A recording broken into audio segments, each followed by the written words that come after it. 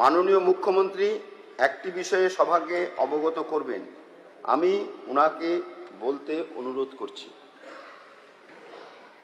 মাননীয় অধ্যক্ষ মহোদয়, আপনাকে ধন্যবাদ জানাই।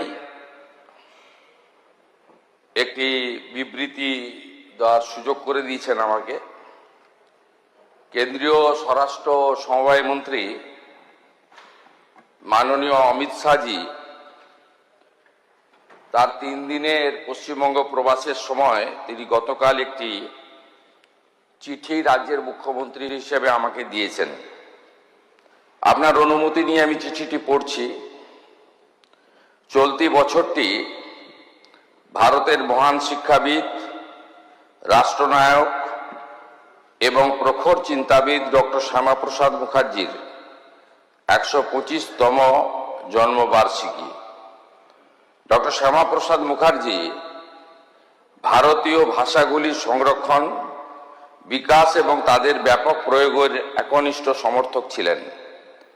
তার দৃঢ় বিশ্বাস ছিল যে প্রশাসন, শিক্ষা এবং জনজীবনে ভারতীয় ভাষাগুলির যথাযথ স্থান পাওয়া উচিত, কারণ গণতান্ত্রিক শাসন ব্যবস্থা তখনই কার্যকর এবং জনমুখী হতে পারে যখন এটি জনগণের নিজস্ব ভাষায় পরিচালিত হয়। এই পরিপ্রেক্ষিতে আপনাকে এই অনুরোধ যে পশ্চিমবঙ্গে বাংলা ভাষার কার্যকর এবং ব্যাপক প্রয়োগকে প্রশাসনের প্রতিটি স্তরে উৎসাহিত করার জন্য প্রয়োজনীয় পদক্ষেপ নেওয়া হোক।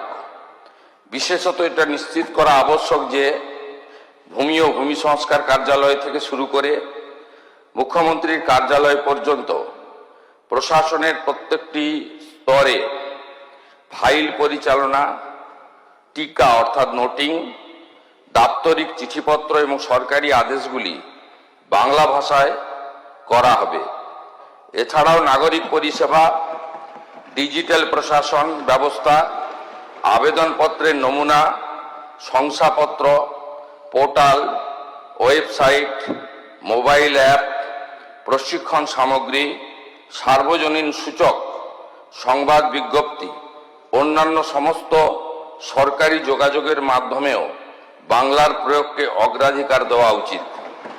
পুলিশ এবং আইন শৃঙ্খলা সংক্রান্ত নাগরিক পরিষেবাগুলিতেও যেমন প্রথম তথ্য বিবরণী, এফআইআর, অভিযোগ নথিভুক্তকরণ, নাগরিক তথ্য এবং সুরক্ষা ও জনসচেতনতামূলক বার্তাতেও বাংলার ব্যাপক ব্যবহার প্রশাসন ও জনগণের মধ্যে বিশ্বাস, সুবিধা এবং অংশগ্রহণকে অধিক সুদৃঢ় করবে।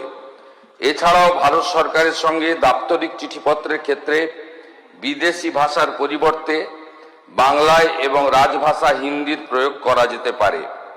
স্বরাষ্ট্র মন্ত্রক, আমার অভিজ্ঞতা হলো যে ফাইলের পরিচালনা, টিকা নোটিং, দাপ্তরিক চিঠিপত্র, সরকারি আদেশ, অন্যান্য প্রশাসনিক কাজ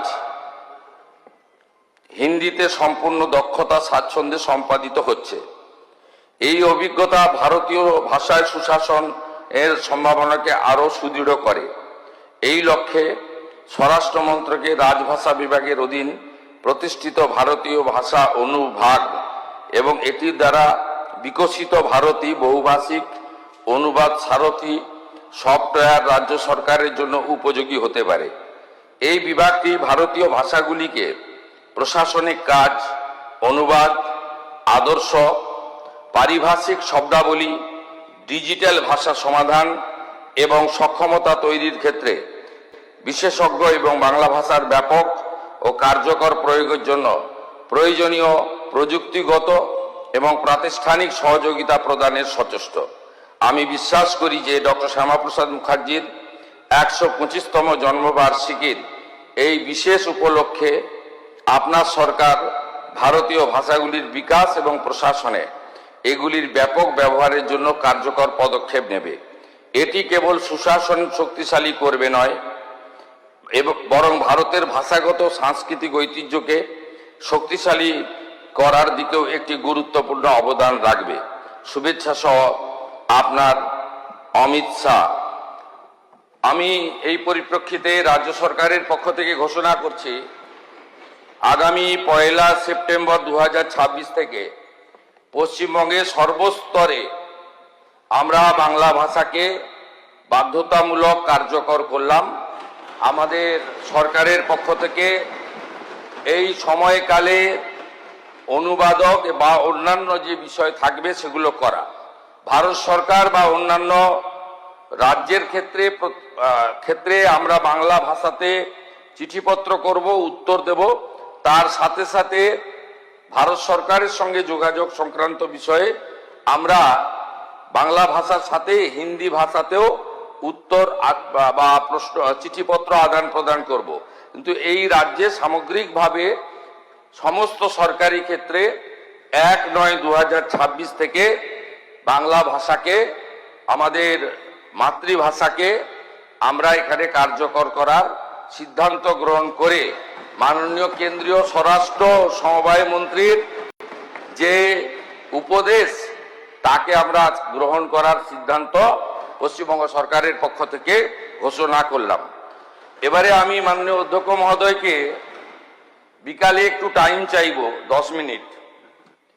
এটা হলো বিগত সরকার 2011 সালে আসার পরে 21শে জুলাই কমিটি করেছিল, 21শে July commission, retired justice Sushanta চ্যাটার্জির নেতৃত্বে। আমি সেই রিপোর্ট আজকে বিকালে জনগণের সামনে প্রকাশ করব। সুশান্ত চ্যাটার্জি জাস্টিস, তিনি যা যা রেকমেন্ড করেছিলেন, যারা কালকে 21শে জুলাই করবেন তারা 15 বছর সরকারে ছিলেন, তারা কতটা কার্যকর করেছেন আর করেননি সেটা বিকালবেলা আমার তথ্য প্রমাণের ভিত্তিতে আমি বাংলার জনগণের সামনে রাখব। ধন্যবাদ মাননীয় মুখ্যমন্ত্রী।